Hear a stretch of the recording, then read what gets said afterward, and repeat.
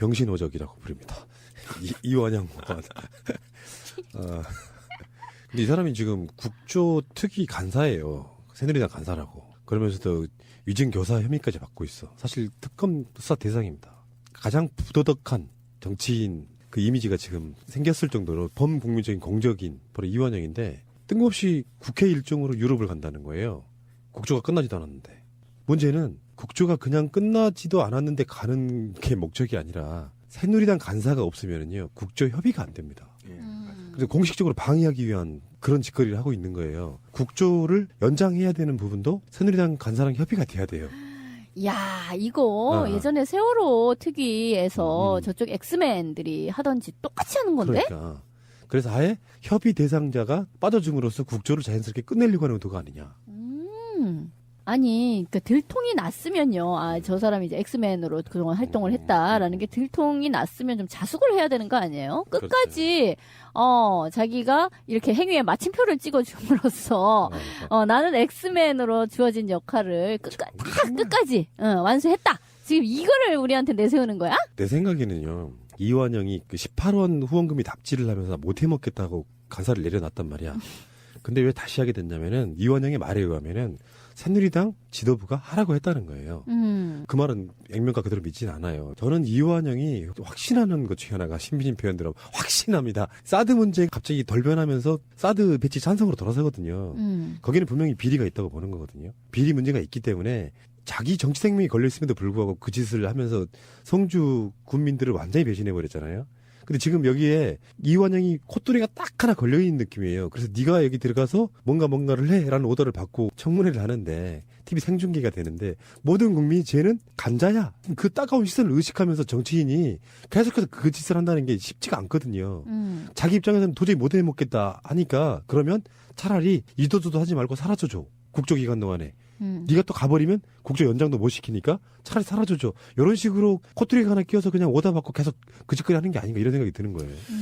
지금 이게 지금 일단은 국조청문회 위증 모의 3장 사진이 발견됨으로 인해서 구체적인 위증을 모의한 사실이 사실로 드러난 겁니다, 지금. 그리고 두 번째, 감사원 근무 시 촌지받은 적이 있어서 감사원에서 공고퇴직됐다라는 게 지금 확인되고 있는 중입니다. 본인은 지금 아니라고 주장을 하고 있지만 사실은 이게 지금 금방 확인돼요. 이거는 공무원이었기 때문에.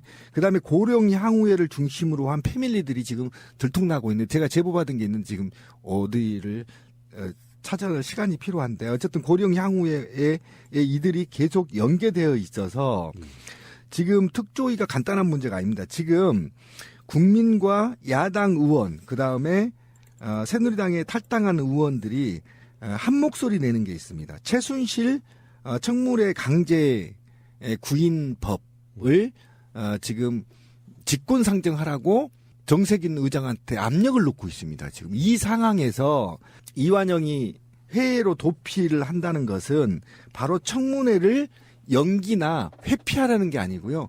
사실상 최순실을 국조위에 출석하지 못하게 막는 효과를 가져온단 말이에요. 그러니까 이게 같이 맞물려서 도망가는 거기 때문에 이 새끼 출국금지 시켜야 돼.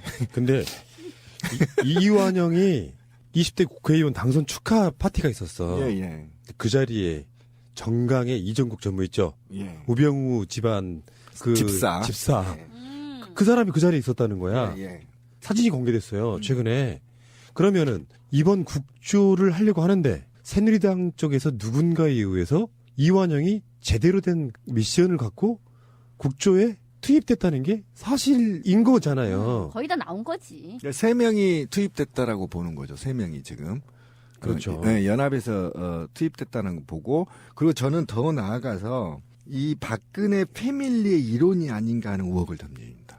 왜 그러냐면 박근혜 패밀리의 이론들이 고령 향후회를 중심으로 사실은 뭉쳐있기 때문에 이게 혈연과 지연으로 얽혀있는 곳이거든요. 그러니까 이렇다고 보면 이 주변 인물이 아니고요. 적어도 이곳에서 오랫동안 같이 동고동락하면서 박근혜 최순실의 권력을 유지 발전시키는데 동조를 한 세력으로 저는 분명히 의혹을 던지고요. 곧 밝혀질 거라고 봅니다. 지금 네티즌들이 이완영이한테 굉장히 분노하고 있기 때문에 지금 기자들도 추적하고 있고요. 예. 분명히 밝혀질 거라고 저는 봅니다. 그러니까 심지어는 이완영이라는 캐릭터가 최근에 드러난 것 중에 하나가 이 사람이 감사원에 재직하다가 그렇죠.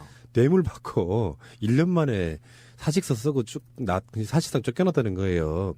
그 당시에도 무슨 파면이나 이런 징계를 안 받고 지 스스로 사직했기 때문에. 그렇죠. 근데 다른 사람도 아니고 감사원 직원이 감사하러 나갔다가 피감 기관한테 뇌물을 받는 그런 캐릭터야.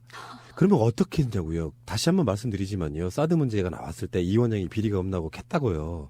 그 당시에 그 군 의회 의원들 뭐 관련해가지고 금전적 비리가 하나 나온 게 있었단 말이에요. 그러면 그 신비님 말씀은 패밀리라고 이야기를 하는데 패밀리일 수도 있겠죠. 있는데 한편으로는 그게 패밀리만으로 해석이 안 되는 게 정치 생명이 끝났어요. 얘는 정치 생명이 끝난 것까지도 감안하면서까지 성주에서 사드 문제 등 돌리고 범국민적으로 공적이 되고 범국민적인 별명이 이완용이에요. 그러면 이 정도 되는 사람이면 비리 문제에 콕 끼었다고 보는 게 맞거든요. 최순실 게이트 막 났을 때 웬만한 비리 없는 친박 국회의원들은 입 다물고 가만히 있었거든요. 이완영과 나서는 이유가 저거는 반강제. 버리는 패구만. 그러니까 이완영 자체는 뭔가 비리가 걸려 있어서 거기에 대해서 자기도 안 하고 싶겠지 솔직히 입장 바꿔 생각하면은 어쨌든 정말 골 때리는 캐릭터예요. 그러니까 이게 이제 사무관으로 재직됐었잖아요. 감사원. 그 감사원 사무관은 굉장히 무서운 자리거든요. 사실은. 그런데 촌지받고 사퇴할 정도였으면요. 굉장히 큰 사건이었습니다. 작은 사건으로 감사원 사무관이 옷을 벗는 건 거의 드물어요.